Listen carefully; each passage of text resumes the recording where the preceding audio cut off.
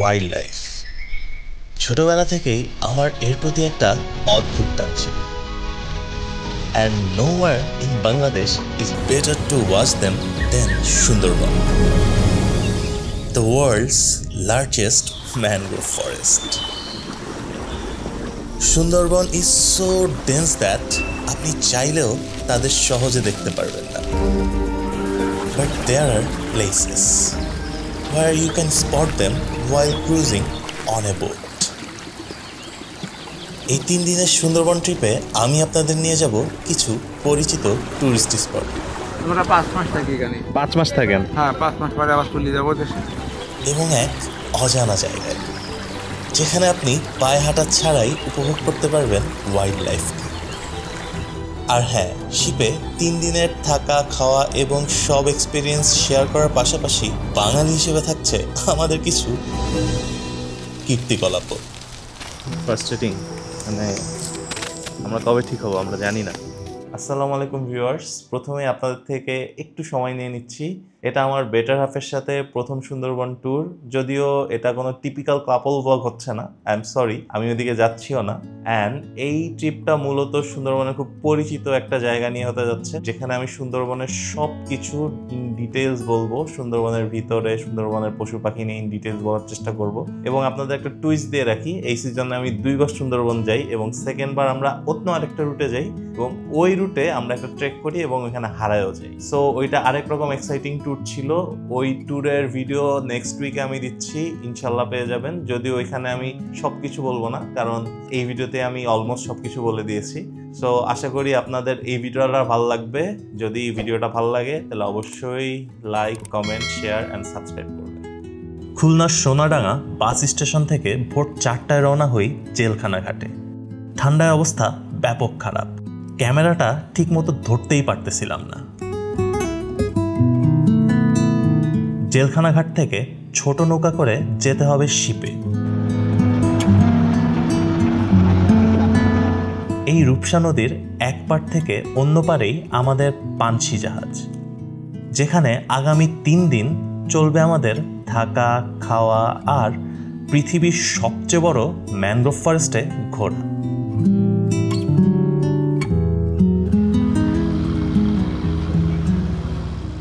সকালে ঘুম থেকে উঠেই দেখি ব্রেকফাস্ট চলছে। বলে রাখি, সুন্দরবন ট্রিপ মানেই হচ্ছে খাওয়া দাওয়ার ট্রিপ। আনলিমিটেড চা নাস্তা, আবার শিপটাও মোটামুটি সুন্দর।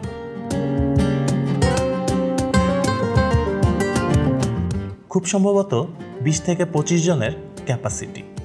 এরকম বন জঙ্গল ঘুরতে আসলে খুব কম মানুষই ভালো, একা যাইতে পারলে মনে হয় সব থেকে ভালো।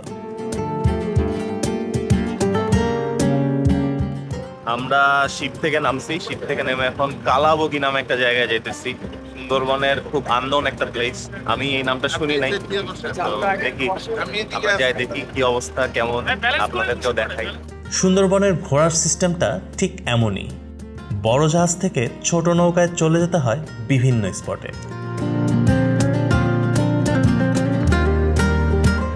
নৌকা থেকে নেমেই শুরু আমাদের গাইডের ইনস্ট্রাকশন।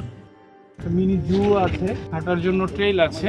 আর এখানে যেটা সবচেয়ে সাবধানতা যে হচ্ছে এখানে বানরের কিছুটা প্রকোপ আছে। তো আমরা ছবি তোলার সময় বা হাঁটার সময় বানরের সাথে কোনো রকম দুষ্টামি করব না। আর বনে যখন হাঁটবো পোকামাকড় থাকতে পারে, অনেক ধরনের সরীসৃপ থাকতে পারে, তো এগুলো একটু সবাই কেয়ারফুলি আমরা থাকবো। আর দলবদ্ধভাবে থাকার চেষ্টা করি। আমরা এখান দিয়ে ঢুকে আমরা হচ্ছে বা দিয়ে ট্রেইলটা শেষ করে তারপর হচ্ছে আমরা ডান দিক থেকে ঘুরে আসবো সবাই। এখানে প্রত্যেকটা স্পটের জন্যই পারমিশন লাগে, আর সেই সব আগে থেকেই ম্যানেজ করে রাখে ট্রাভেল গাইড।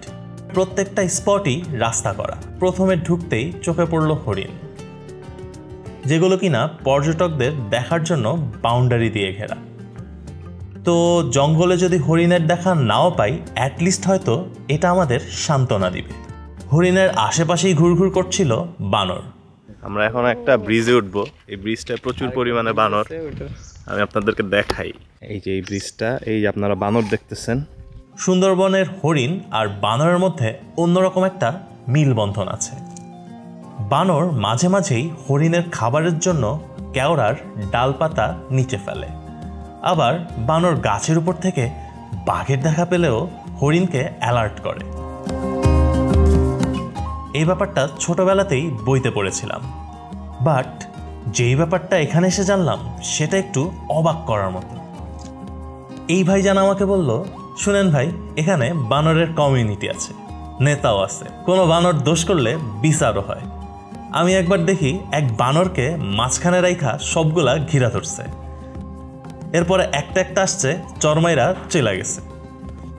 ব্যাপারটা সত্য কিনা জানি না, কিন্তু শুনে ব্যাপক মজা পাইছি। কি সিস্টেম! চোর ধরলে তো আমরা ওইভাবে সিস্টেম করে এক একজন আসি না, সবাই ঝাঁপিয়ে পড়ি। এর কারণে অনেকে হয় বেশি মারে, আবার অনেকে সুযোগই পায় না। এটা তো মোর মেলা, ওটা তার সেই বাঘ না, হচ্ছে বনের বাঘ দেখা, এই জন্য তোমার নাম টাইগার কাদের হয়েছে। কাজ করছি বাঘের, আমি তো টাইগার কবে। আপনার ঘটনা আছে এরকম বাঘের সাথে কোনো? বাঘের সাথে মুখোমুখি হয়েছে এরকম? লাউডপ। লাউডপ কি একটা জায়গা? লাউডপ হচ্ছে আপনার গ্রাম, এক সাইড গ্রাম, এক সাইড সুন্দরবন। আমি তখন বাঘের কাজ করতাম ওই সময়। আর বাঘের কি কাজ? বাঘে যে বাঘ গনে, তারপরে আপনার বাঘের গু খোটা হয়, পশু পাখি নিয়ে আমি কাজ করছি সব। তখন সর্বপ্রথম হচ্ছে ওই বাঘ আমার লাউডপের থেকে শুরু হয়েছে। শুনছি যে বাঘ আসছে, আমি বিশ্বাস করতাম না যে বনে বাঘ আছে। দেখার পরে আমার বিশ্বাস হয়েছে। আমি টোটাল 10-12টা বাঘ দেখছি, সাতক্ষীরের থেকে শুরু। সুন্দরবনের কোন সাইডটায় বেশি বাঘ দেখা যায়? বেশি হচ্ছে আপনার সাতক্ষীরের রেঞ্জে বেশি দেখা যায়। সাতক্ষীরা রেঞ্জ। আর হচ্ছে আপনার কটকা কচিখালি, এই জায়গাও বাঘের জায়গা। আমরা এর 2-3টি আগেও বাঘের ডাক শুনছি, তারপরে বাঘ দেখতেও পারছি। 2-3টি বাঘে? জি, 2টা বাঘ ছিল, ফিমেল একটা মেল। ফিমেল বাঘে সবসময় স্লো ডাকে, আর যখন মেল বাঘ ডাকে তখন তো পুরা মনে হয় জঙ্গল কাঁপায়। যাদের নিয়ে আসছিলাম তারা ছবি উঠায়, তো আমি মেশিন বন্ধ করে দিয়েছি একদম কটকার আগা খালে, ওটারে বলা হয় মরা খাল। আমি মরা খালের আগায় চলে গেছি। ওই সময় বাঘের ডাক আমি পাইছি প্রথম, পাওয়ার পরে বন্ধ করে দিয়েছি। বন্ধ করে দেওয়ার পরে তখন তারা করছে না, আপনার আইডিয়া ঠিক আছে। তখন ওই বাঘ ডাকতে ডাকতে গেছে। আমরা যদি বনের ভিতরে নামি, ওদের দেখা যায়, কিন্তু আমরা তো সাহস পাচ্ছি না। মানে আপনি খালি আওয়াজ শুনছেন, দেখেন ডাকতে ডাকতে যাচ্ছে, কত 10-15 রাতের ভিতরে রয়েছে, কটকার থেকে ডাকতে ডাকতে আগা খালের দিকে যাচ্ছে। এই সুন্দরবনে গল্পের অভাব নাই, কিন্তু আমরা যেভাবে আসছি এভাবে আসলে হয়তো আপনাদের একটু ঘুরে দেখাতে পারবো, কিন্তু আসল গল্পের জন্য যেতে হবে বিভিন্ন গ্রামে অথবা বনের একদম গহীনে, যেখানে থাকবে গল্পের ফুলঝুরি আর রোমাঞ্চ। নিরাপত্তার চাদর থেকে বের হয়ে বনকে উপভোগ করতে পারলেই হয়তো সেই সব গল্পের সার্থকতা আসবে। সেই জন্য লাগবে সময়, অর্থ, আর সবচেয়ে বড় জিনিস পারমিশন। আমরা কালাবগি থেকে চলে যাচ্ছি, ছোট একটা ট্রেলে হাঁটলাম, অ্যান্ড আমাদের হাঁটা শেষ। এবং আমাদের টাইগার কাদের ভাই, উনি এর আগে হচ্ছে বাঘ গণনার সময় ছিল, এই জন্য ওনার নাম টাইগার কাদের ভাই বলছে। তো আমরা ওনার থেকে অনেক গল্প শুনবো, অলরেডি কিছু গল্প শুনছি।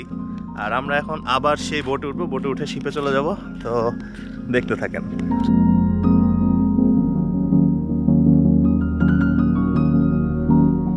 বোটে উঠে আমাদের লাঞ্চ শুরু। আমি যতবারই সুন্দরবন আসছি প্রত্যেকবারই খাবারের টেস্ট ছিল একবারে জোস, এবারও সেম। সুন্দরবন একটা লাক্সারি টিপ, তো সুন্দরবনে খাবার দাবার সবসময় জোস হয়। আমাদের এখানে এখন খাবার আছে হচ্ছে মুরগি, শাক, আলু ভর্তা। এই মাছটা ভাই, মাছটার নাম কি? ফাইসা মাছ। এটা কি এই নদীরই মাছ?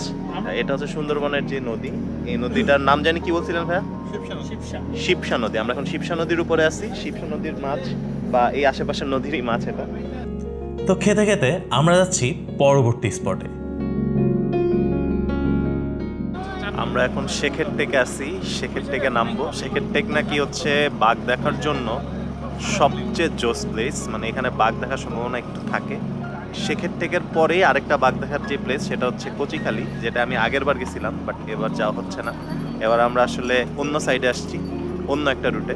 গাইডের ভাষ্যমতে এই স্পটে নাকি বাঘের আনাগোনা সবচেয়ে বেশি। ঠিক সেম ওয়েতে আমরা আবার নৌকায় উঠি, কিন্তু আমরা শিপে একজনকে ফেলে চলে গেছি, সো দ্যাটস ওয়াই আমাদের আবার ব্যাক করতে হয়েছে। আমরা এই যে একজনকে নিয়ে যাব আবার। এই যে এই ভাই, তো এরকম ট্যুরে আসলে সবাইকে একটু চোখ কান খোলা রাখতে হবে, না হলে মিস হয়ে যেতে পারে অনেক কিছু। সুন্দরবনের এই ছোট খালের মাঝখান দিয়ে গেলে অনেক পাখির দেখা মেলে, কিন্তু এগুলো ক্যাপচার করার জন্য আমার কাছে তেমন লেন্স নেই। আর এই খালের মাছ দিয়ে নৌকার এই রাইডটাকে ক্যানেল ক্রুজিং বলে, যেটা আমার খুবই ভালো লাগে, যদিও মোটরের সাউন্ডটা খুবই ডিস্টার্বিং।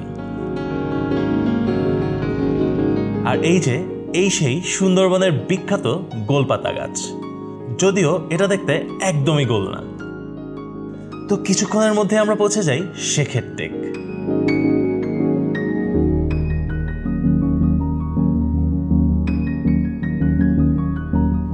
সিঁড়িটা একটু পিচ্ছিল, তাই সবাই অনেক ধীরে সুস্থে নামছিল।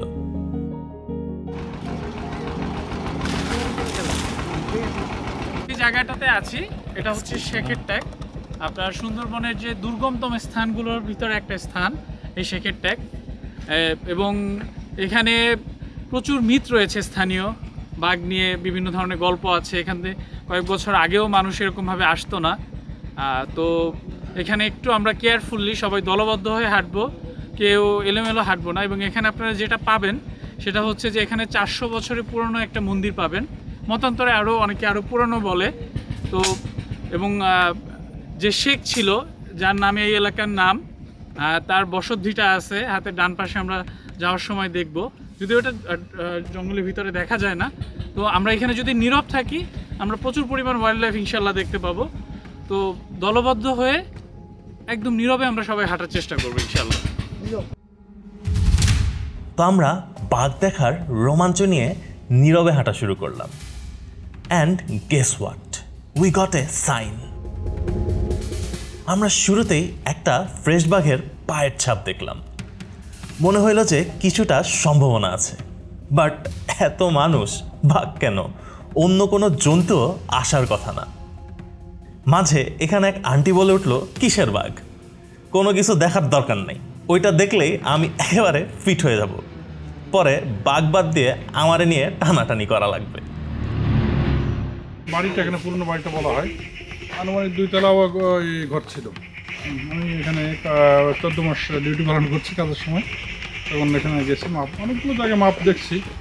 এখান থেকে 450 ফিট দূরে সে বাড়িটার অবস্থান। যেটা গেলে পায়ে কাদা লাগবে, যাওয়া যায়, তবে এই অবস্থায় যাওয়া যাবে না। তারপরে বাড়ির যে আয়তন, বাড়িতে প্রাচীরের চিহ্ন, সেটা 350 ফিট দৈর্ঘ্য, এত বড় একটা বাড়ি। শেখের বাড়ি এখন নাই, এটা ওই বাড়ি ভেঙে গেছে, তবে আনুমানিক 2 তলা বাড়ি ছিল, এটা বোঝা যায়। হ্যাঁ, ওনারা কি এখানে থাকতো? কে থাকতো এটা জানি না, তবে প্রত্নতত্ত্ববিদরা বলতে 600 বছর পুরনো হবে এটা।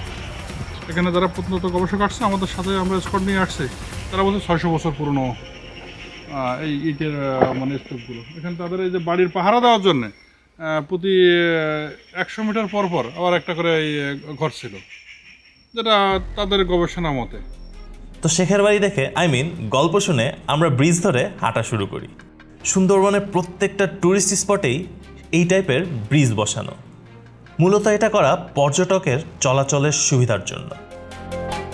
তো হাঁটতে হাঁটতে আমরা চলে আসি বনের ভিতরের সেই মন্দিরের কাছে। মন্দির দেখতেছি আর চিন্তা করতেছি, এই বনে এখনই থাকার মতো কিছুই নাই, কিন্তু 400 বছর আগে আমাদের মতো মানুষেরই বসত বাড়ি আর ধর্মীয় উপাসনালয় ছিল এখানে। আসলে মানুষ চাইলে সব কিছুই সম্ভব। আমি যখন টাইগারে কাজ করছি তখন এত ভালো ছিল না, তখন ভালো করছে, ভেঙে ছিঁড়ে গেছিল। তো এই জায়গায় অনেক বাঘ বা সাপ, এই পোকামাকড়গুলি এনে বসবাস করতো। তা মূলে ওনার যে বিল্ডিং ছিল, বিল্ডিংগুলি সব নদীতেও ভেঙে গেছে কিছু অংশ। তা এখন এই মন্দিরটা রিফারিং করে রাখা হচ্ছে এই কারণে যে একটা ইতিহাস থাকবে। এখানে কি আপনি নিজে কখনো বাঘ দেখছেন? আমরা নিজেরা আসছি এদিকে ঘুরতে, বাঘের কাজ করতাম তখন এই জায়গায় আসতাম। আপনি তো টাইগার প্রজেক্টে কাজ করছেন। আমরা একটু নিচে নামছি, তো নিচ থেকে আমরা একটু মন্দিরের ভিতরটা দেখবো, মন্দিরের ভিতরটা আসলে কেমন। আমি আপনাদেরকে মন্দিরের ভিতরটা দেখাই। সবাই নামে নাই, একটু রিস্ক আছে। দাদা কেমন, কি অবস্থা? এই জায়গায় আসলে দেখতে পারবেন, এই যে মূর্তি ছিল, ওনারা এই জায়গায় পুজো করতো, এই জায়গায় পূজা করতো না? এই যে।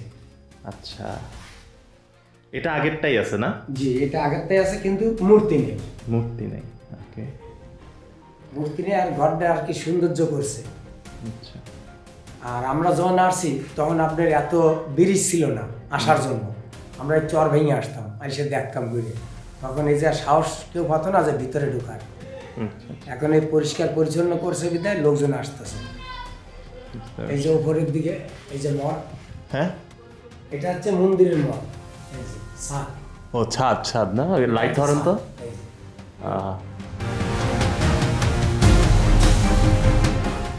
আমরা শেখের টেকে আসছিলাম, বাট বাঘ দেখা হয় নাই। আমাদের গাইড, যারা গাইড করতেছে তারা বলছিল এখানে বাঘের প্রায় দেখা যায়। এখানে দুপুরেও নাকি বাঘ ছিল, আমরা কিছু বাঘের পায়ের ছাপও পাইছি। তো ব্যাড লাক। এবং এটা আমার 3rd বার সুন্দরবন। এই জায়গাটায় ফার্স্ট, বাট সুন্দরবনে 3য় বার। আমি কোনো বাঘের দেখা পাই নাই, আশা করি সামনেও পাবো না। আপনারা এখানেই থাকেন, এখান থেকে কাজ করেন নৌকায়? আপনাদের এই যে মন্দিরের কাজটা করতেছেন? হ্যাঁ, মন্দিরের কাজ করছি। কয়জন আপনারা? 10 জন। 10 জন। বাঘ টাক দেখছেন কখনো? বাঘ দেখি না, কিন্তু বাঘের ডাক শুনছি। বাঘের ডাক শুনছেন? কয়দিন যাবত আছেন এখানে? এখানে আমরা কালকে রাত্রে আসছি। কালকে রাত্রে আসছেন? কালকে বলছি আজকে রাত্রে। আজকে রাত্রে আসছেন? আজকে রাত তো হয় নাই। কিনারায় গেছিলাম আমরা। আজকে দুপুরে ডাক শোনা গেছে? বাহ, আপনারা তো তাহলে ব্যাপক লাকি মানুষ। এখানে আমরা আছি মনে করেন 7-8 মাস। 7-8 মাস একটাও বাঘ দেখেন নাই? দেখা গেছে অনেকে দেখছে। আপনি দেখেন নাই? চলে আসেন, ডাক শুনছি, দেখিনি। তো ওনাদের কথায় বুঝলাম যে আমরা আসার কিছুক্ষণ আগেও হয়তো এখানে বাঘ ছিল। ওনাদের এই ইনসিকিউর লাইফ দেখে নিজেও একটু ইন্সপায়ার হইলাম পরবর্তী সুন্দরবনের অ্যাডভেঞ্চারের জন্য।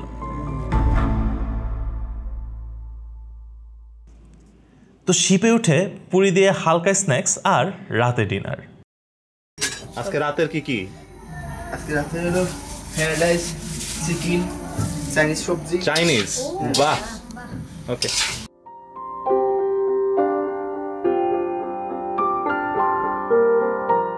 অ্যাকচুয়ালি সুন্দরবন টাইপের ট্যুরে এসে এই টাইপের খাবার দাবার কেন জানি এনভায়রনমেন্টের সাথে যায় না, যদিও খাবার ছিল সুস্বাদু।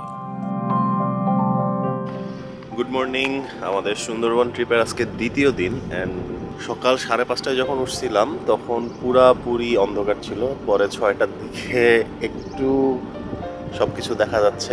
এরপর আরও সময় বাড়তে বাড়তে আর একটু জঙ্গল দেখা যাচ্ছে। এই পাশে তাও কুয়াশা রয়ে গেছে, আপনারা হয়তো দেখতে পারতেছেন। পিছনে কিছুই দেখা যাইতেছে, এই সাইডেও হয়তো কিছু দেখা যাইতেছে না।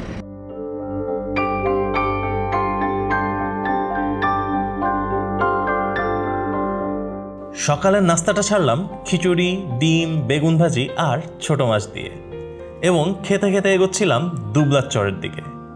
পরে একটা ঘটনা জানতে পারলাম, শিপ নাকি স্পটে পৌঁছে যাওয়ার কথা ছিল রাতেই, কিন্তু রাতে প্রচণ্ড কুয়াশার কারণে সেটা সম্ভব হয়নি, এবং মাঝে কোনো একটা জায়গায় আমাদের শিপটা বেঁধে রাখা ছিল। তো বোঝাই যাচ্ছে দুবলার চর যেতে অনেক সময় লেগে যাবে। সো এই ফাঁকে বাচ্চারা ব্যস্ত লুডো খেলায়, আর আমি ব্যস্ত তাদের ভিডিও করায়, সাথে প্রকৃতির অপার সৌন্দর্য তো আছেই। তো যেতে যেতে সামনে অনেক জাহাজ চোখে পড়ে। বুঝতে বাকি নেই যে আমরা দুবলার খুব সন্নিকটে। বাট দুবলার যাওয়ার আগেই আমরা নৌকা দিয়ে যাব আরেকটা জায়গায়। মূলত এই জায়গায় আসার পরই এই ট্যুরটা চলে যায় এক ভিন্ন মাত্রায়। ওই দূরে কেওড়া গাছের মাঝখানে ঢুকে যাবে আমাদের নৌকা। লক্ষ্য করলাম কেওড়া গাছের নিচের অংশটা একেবারে সমান। মনে হচ্ছে যেন কোনো মালি তার বাগানের নিচের অংশ কেটে সমান করে রেখেছে। আসল ব্যাপারটা হচ্ছে হরিণ এই গাছগুলোর যতটুকু নাগাল পায় ততটুকু খেয়ে রেখেছে। আর এই গাছগুলো থাকা মানেই হচ্ছে এখানে 100% বন্য হরিণ আছে। তো এখানে ঢোকার পরই আমরা অনেক হরিণ দেখতে পাই। কিছুক্ষণ নৌকার ইঞ্জিনও বন্ধ রাখি।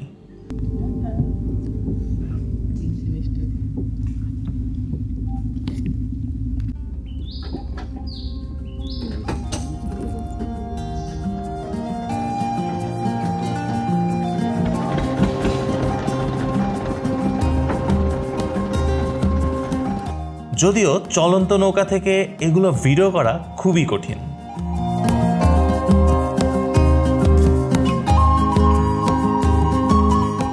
এই রাইডে আমরা অনেক ওয়াইল্ড লাইফের দেখা পাই। সব কিছু আমার এই ছোট্ট লেন্সে দেখানো সম্ভব ছিল না, তার উপর রানিং নৌকা থেকে তো ইম্পসিবল।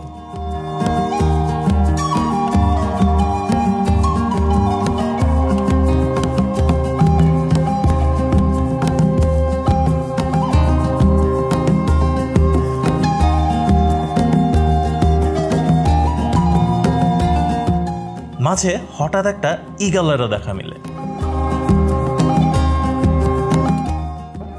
আজকে দ্বিতীয় দিনে আমরা জোস একটা স্পট কভার করছি, সেটা হচ্ছে তিনকোনা বলে। জেনারেলি সুন্দরবনে যারা আসে তারা এখানে আসে না। আমরা অনেক কিছু দেখছি, হরিণ দেখছি, তারপরে হচ্ছে মদন টাক দেখছি, মদন টাকের হয়তো ভিডিও করতে পারি নাই, তারপর মাছরাঙ্গা টাইপের দেখছি, ঈগলও দেখছি একটা, একটু ভিডিও করছি, হয়তো একটু আসছে আমি জানি না, বাট জোস। বানর দেখছি, এক্সিলেন্ট এক্সপিরিয়েন্স। এরকম এক্সপিরিয়েন্স খুব কম আসে জীবনে, এটা একটা লাইফ টাইম এক্সপিরিয়েন্স। ইনশাল্লাহ হয়তো সামনে এরকম সুন্দরবন আরও এক্সপ্লোর করার চেষ্টা করবো আমি। তো আমরা এখন ওই নৌকা থেকে, আপনার পিছনে নৌকা দেখতেছেন, নৌকা থেকে একটু নামছি just to experience how to trek here. মানে এখানে একটু যদি ট্রেক করা যায়, হালকা পাতলা, একেবারে কাদা, পায়ে এই যে পায়ের অবস্থা, পানি ধরে গেছে।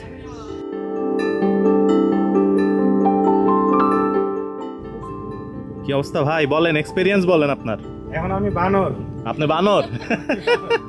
আর মানুষ নাই।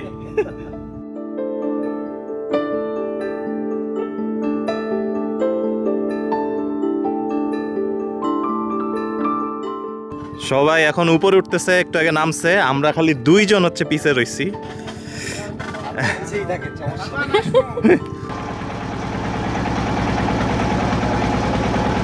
বোটে উঠেই ফ্রেশ হয়ে শুরু হয়ে যায় আমাদের দুপুরের লাঞ্চ।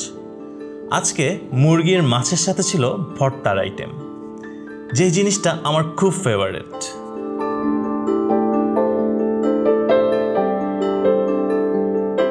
তিনকোনা আইল্যান্ড থেকে দুবলার চর খুব বেশি দূরে না, বিকালের আগেই আমরা পৌঁছে যাই সেখানে।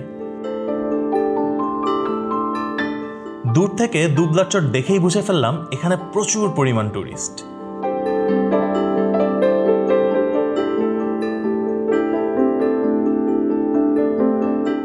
তো আমরা দুবলার চর নেমে একটু ঘোরাঘুরি করতে থাকি। আমরা দুবলার চর চলে আসছি। দুবলার চর আমাদের দেশের সর্বদক্ষিণে একটা চর যেখানে মানুষ থাকে। এখানে মোস্ট প্রবাবলি 6 মাস মানুষ থাকে, এরপরে মানুষ আবার চলে যায়। এখানে এটা অ্যাকচুয়ালি শুটকি পল্লী নামে পরিচিত। সুন্দরবনের এখানে বেস্ট শুটকিগুলো পাওয়া যায়। তো আপনাদেরকে এখন একটু দুবলার চর ঘুরে দেখাবো। আমি সুন্দরবনে আসছি এর আগে 2 বার, কিন্তু এখানে আসা হয়নি, এটা আমার ফার্স্ট টাইম। আর আমার সেই পুরানো অভ্যাস, কোনোখানে গেলেই লোকাল মানুষের সাথে একটু আড্ডা দেওয়া। আমরা 5 মাস থাকি এখানে। 5 মাস থাকেন? হ্যাঁ, 5 মাস পরে আবার চলে যাবো দেশে। দেশ কই আপনার? সাতক্ষীরা। সাতক্ষীরা? জি, আশাশুনি থানা। 5 মাস এখানে এই শুটকির কাজ? হয়, খালি শুটকির কাজ। আপনারা আসেন কিভাবে এখানে? কেন আমাদের ট্রলার আছে তো। ট্রলার আছে? আপনার কোনো পারমিশন লাগে না? এগুলো আপনাদের ঘর বাড়ি? না না, পারমিশন লাগে। পারমিশন ছাড়া কি এখানে আসা যায়? আমাদের সরকারের ট্যাক্স দেওয়া লাগে। ট্যাক্সও দেওয়া লাগে? হ্যাঁ, তা না হলে এখানে আসতে দেয়। প্রতি কেজিতে 6 টাকা সরকারের রাজস্ব দেই আমরা। 1 কেজি মাছ এখান থেকে সরবরাহ হবে, প্রতি কেজিতে সরকারের 6 টাকা রাজস্ব দেওয়া লাগে আমাদের। আচ্ছা, মূলত কি কি শুটকি হয় আপনাদের এখানে? বিভিন্ন পদে 100 প্রকারের শুটকি পাওয়া যায়। 100 প্রকারের শুটকি। কোন 5 মাস থাকেন আপনারা এখানে? আমরা 5 মাস থাকি মূলত এখানে। আমাদের শুরু হচ্ছে আমরা বাংলায় কার্তিক মাস থেকে শুরু করে আমরা বাংলায় আপনার ফাল্গুন শেষ, নভেম্বরের 1 তারিখ থেকে মার্চ মাসের আরো 2-5 দিন থাকতে আর কি চলে যায়। আচ্ছা আচ্ছা, ওই সময় কি এখানে কি সমস্যা হয় যে এখান থেকে চলে যেতে? সময় সমুদ্র গরম থাকে। সমুদ্র গরম? আমরা তো বাইরে মাছ ধরতে পানি পারি। অনেক ফাঁপি যায়, সেই জন্য এখানে থাকতে পারি না। আর তখন ঝড় বাতাসের সময় তো ঝড় বাতাস। মূলত আমরা তো এই ব্যবসায় ডেভেলপ করতে পারতেছি না, যেহেতু আমাদের পারমিশনটা 15 দিন পিছুই দেওয়ার কারণে আমরা এই ব্যবসায় সবাই ধরা। আর এখানে মোটামুটি কতজন থাকে? এখানে আপনার 40,000-এর মতো লোক আছে। 40,000 এই চরে? আপনি মাথা হাঁটি একদিনই যেতে পারবেন না। কত কিলো এটা? অনেক, এটা মাফা নেই, তবে এরিয়াটা অনেক বড়, অনেক বড়। এক মাথা থেকে আরেক মাথা যেতে কতক্ষণ লাগে? আপনি যেভাবে হাঁটতে যাবেন আস্তে আস্তে আপনার বলে একদিন লেগে যাবে। ও মাথাতে ও মাথা জাতি আসতে আপনার একদিন লাগবে। আপনাদের কয়দিন? আমাদের 3 ঘন্টা 4 ঘন্টা। আমাদের 4 ঘন্টা। কেমনে বুঝলেন আমি আস্তে হাঁটি? আমি তো জোরেও হাঁটতে পারি। না আপনি জোরে হাঁটতে পারবেন না, আমাদের মতন কি আপনি পারবেন? দুবলার চর আসছি, বাট দুবলার চরে প্রচুর মানুষ। এখানে আমার অনেকটা কক্সবাজারের মতো লাগতেছে। এর আগে যে স্পটগুলো গেছি ওগুলো একটু ভালো ছিল, মানুষ কম ছিল। এখন প্রচুর মানুষ, শিপের অভাব নাই, প্রচুর শিপ। আর যেহেতু হলিডেজ, শুনছি আমি এদিকে নাকি কম করে হলেও 80টার মতো শিপ ছাড়ছে বৃহস্পতিবার। আমার কাছে এটা ওভারহাইপ প্লেস মনে হচ্ছে। আর শুটকির ব্যাপারে আমি খুব একটা আগ্রহী না। এখানে শুটকিগুলা খুব যে বড় বড় শুটকি এমনও না। তো মোটামুটি দুবলার চর ঘুরতে ঘুরতে সন্ধ্যা নেমে আসে। এত মানুষের ভিড়ে নিজের গ্রুপের সবাইকে পাওয়াটা ডিফিকাল্ট ছিল। তার উপর নেটওয়ার্কের সমস্যা তো আছেই।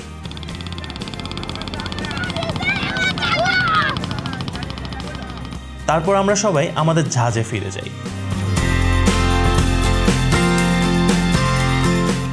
নাস্তার পর আজকের ডিনার করি কোরাল বারবিকিউ এবং চিকেন বারবিকিউ দিয়ে। মানে একেবারে চিল একটা ট্রিপ চলতেছে আর কি। গতকাল আমরা দুবলার চর এবং আরও অনেকগুলো স্পট ঘুরছিলাম।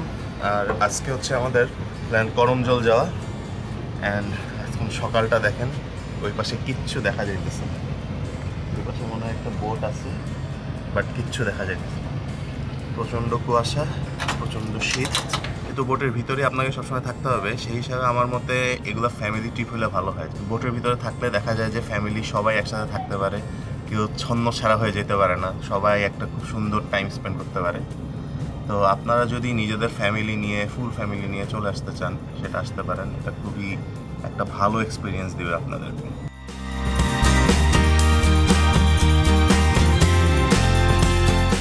আমি প্রত্যেক দিনই মনে হয় সবার আগে ঘুম থেকে উঠি, খালি মনে হয় কিছু একটা মিস করলাম নাকি। আর আজকে সকালে এতই কুয়াশা ছিল যে কিছু দেখাই যাচ্ছিল না। এই যে এটা হচ্ছে আমাদের শিপ অ্যান্ড বর্তমান পরিস্থিতি।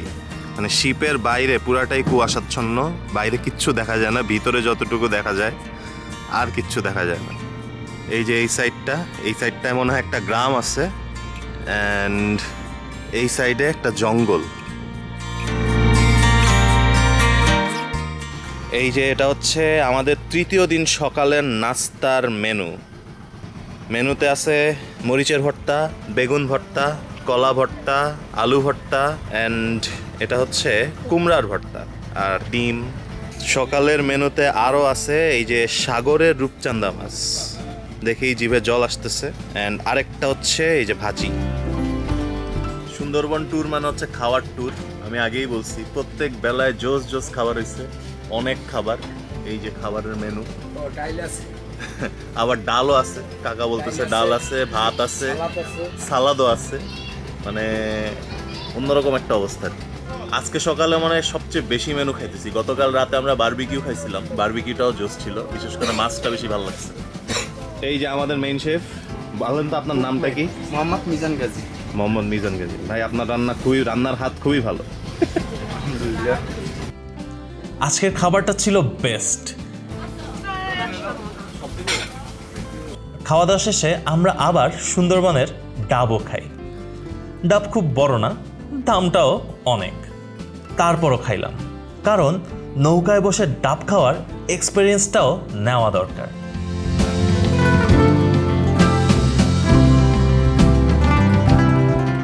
করমজলের এখানে আসার পর সবার নেটওয়ার্ক ফুল। বিগত 2 দিনের সব কথা সারতে হবে আজকেই। আর আমি এদিকে চিন্তা করছি এরকম একটা জনপ্রিয় প্লেসে গিয়ে কি দেখাবো।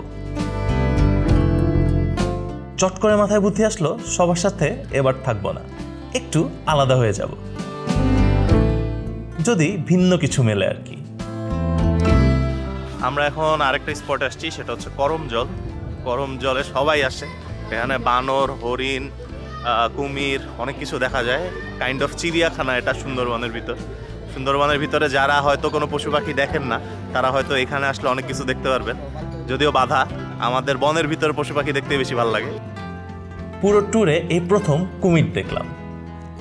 বিভিন্ন কেজে বিভিন্ন বয়সের এবং সাইজের কুমির রাখা আছে। মূলত এটা একটা কুমিরের প্রজনন এবং গবেষণা কেন্দ্র। তাছাড়াও বিভিন্ন ধরনের পাখি দেখে ভেতরে হাঁটা শুরু করলাম। আমরা এখন আছি করমজলে। করমজলের একটা ছোট্ট ট্রেইল আছে 1200+ মিটার, তো ওইটা দিয়ে হাঁটতেছি। ভয়ের কিছু নেই, এখানে প্রচুর পর্যটক। এখানে বাঘ টাঘ আসার সম্ভাবনা একদমই নাই। এটা সবাই আসে, খুলনা আসলে বা সুন্দরবন আসলে এখানে সবাই আসে। আমরা কিছুক্ষণ আগে কুমির দেখলাম কিছু। এছাড়াও এখানে একটা ম্যাপ ছিল যেটা জোস জিনিস, আরও কিছু জিনিস ছিল। যেমন আমরা হরিণকে খাওয়াইছি, বানর ছিল, বানরের ফাইজলামি দেখছি। আর এই যে এটা সুন্দরী গাছ। আপনারা দেখেন সুন্দরবনে এসে কি অবস্থা। ওই যে ওইখানে চিপসের প্যাকেট, ওইদিকে এনার্জি বিস্কুটের প্যাকেট। মানে খুবই খুবই খুবই খুবই খুবই খুবই জঘন্য এটা। আমরা জাতি হিসেবে আমাদের আরও অনেক পরিপক্কতার দরকার। এই যে এখানে দেখেন পানির বোতল ফালানো, এই যে এই পাশে প্লাস্টিক। ফ্রাস্ট্রেটিং, মানে আমরা কবে ঠিক হবো আমরা জানি না। সুন্দরবনের উদ্ভিদ গাছপালার অভাব নাই, যদিও গাছ সম্বন্ধে আমার তেমন আইডিয়াই নাই। আশা করি অন্য একটা ট্যুরে সুন্দরবনের পরিচিত গাছগুলো সম্বন্ধে কিছু আইডিয়া দিতে পারবো। এত মানুষের ভিড়ে আলাদা হওয়াটা একটু ডিফিকাল্ট ছিল। তারপরেও কিছুটা সময়ের জন্য একটু নির্জনতা পাই, আর তাতেই অনেক ধরনের পাখির দেখা মিলে। যদিও আমার ছোট্ট লেন্সের কারণে বেশি কিছু ক্যাপচার করা সম্ভব হয় নাই। মানে জায়গাটা অনেক সুন্দর। আপনি যদি একেবারে চুপ করে হাঁটতে পারেন আপনি অনেক কিছু দেখবেন, পাখি থেকে শুরু করে অনেক কিছু, অনেক ধরনের পাখি আমি দেখছি। তো আমার কাছে সুন্দরবন বন মানেই একটা জোস জিনিস। হাঁটতেছি আর উপভোগ করতেছি। বিশেষ করে আমি চেষ্টা করতেছি একটু দলের সাথে না থাকার, কারণ দলের সাথে থাকলে আওয়াজ বেশি হয়, পাখির আওয়াজ শোনা যায় না, পাখি দেখা যায় না। আমি কিছুক্ষণ আগে একটু আগে ওখানে কিছুক্ষণ দাঁড়াইছিলাম, অনেকগুলা পাখির আওয়াজ শুনছি, অনেকগুলা পাখি দেখছি। এটাই ছিল আমাদের সুন্দরবন ট্যুরের শেষ স্পট। যেতে যেতে একটা বানরের দলের সাথেও সাক্ষাৎ হয়। দেখছিলাম তাদের কার্যকলাপ। এরপর ব্যাক টু দ্য শিপ। আর আমাদের শেষ খাবারটা ছিল চুই ঝাল দিয়ে গরুর মাংস, সাথে মাছ, ভর্তা, ভাজি। তো এই ছিল সুন্দরবনে আমাদের লাক্সারি ট্যুর। আজ এই পর্যন্তই। দেখা হবে পরের ভিডিওতে, যেখানে হয়তো হারিয়ে যাব আমরা সুন্দরবনের একেবারে গহীনে।